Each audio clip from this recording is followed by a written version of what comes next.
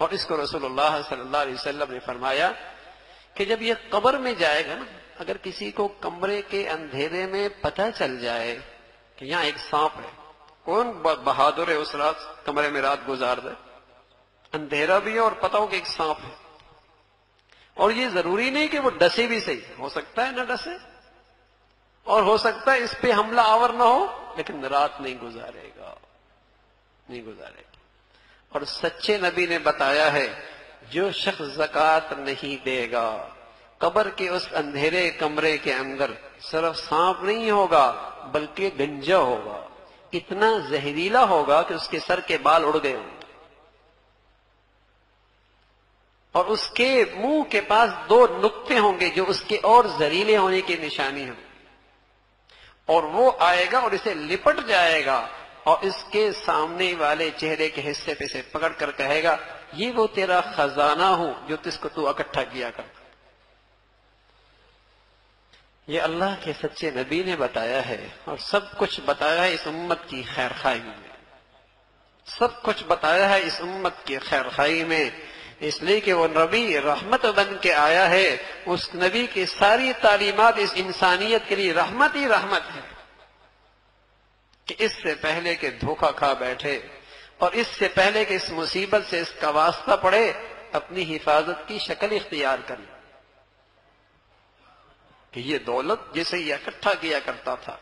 الذی جمع مالا وعدد، جمع کر رہا ہے، اور اتنی ہوس ہے، روز گنتا ہے کتنے ہو گئے، روز گنتا ہے کتنے ہو گئے، الذی جمع مالا وعدد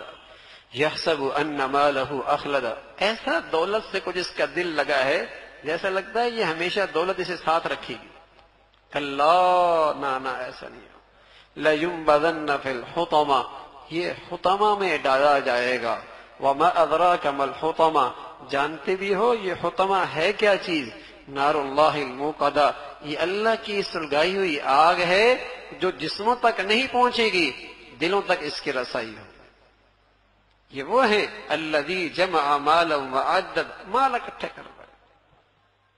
کرتے چلے جا رہے ہیں مال اکٹھا۔ تو میرے عزیزو، بدترین بخل ہے کہ فریضہ زکوٰۃ اور جہاں جہاں ان مالدار صاحب مال کے لیے واجب خرچ کرنا وہاں خرچ نہ کرو، وہاں خرچ نہ کرو، یہ دولت اس کے لیے مصیبت ہے، یہ دولت اس کے لیے مصیبت۔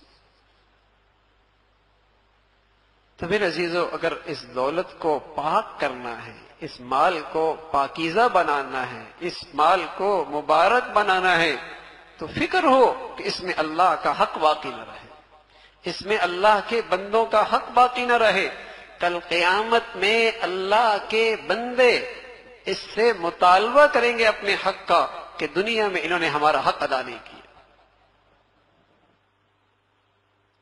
مخلوق کا حق ہے، اللہ نے اس دنیا کے اندر بعض لوگوں کو اپنا مخزن بنایا ہوتا ہے، جنہیں اللہ اپنی نعمتیں دیتا ہے،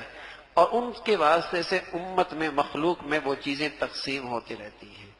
جب تک یہ تقسیم کرتا رہتا ہے اللہ بھی دیتا رہتا ہے، اور جب یہ اکتانے لگتا ہے اللہ بھی اس سے یہ توفیق اور یہ دولت چھین لیتا ہے۔ یہ تو خوش نصیب ہے، اللہ نے اسے اپنا خزانہ بنایا ہوا ہے اور اسے دے رہا ہے اور اس کے ہاتھ سے تقسیم کروا رہا ہے تو اللہ کا، اور اللہ اس کے ہاتھ سے تقسیم کرا کے اسے نوازنا چاہتا ہے۔ جب تک تقسیم کرتا رہے گا اللہ اسے اور دیتا رہے گا، جہاں اس نے تنگی اور بخل کا مظاہرہ کیا اللہ کسی اور پہ حوالے کر دے گا۔ یہ کون سا آسمان سے گرا ہے؟ اللہ کسی اور کو دے دے گا اور اس کو یہ سعادت بخشے گا۔ تو میرے عزیزو، یہ تو بہت خوش نصیبی ہوتی ہے کہ اللہ رب العزت مال دے اور پھر خرچ کرنے کی توفیق۔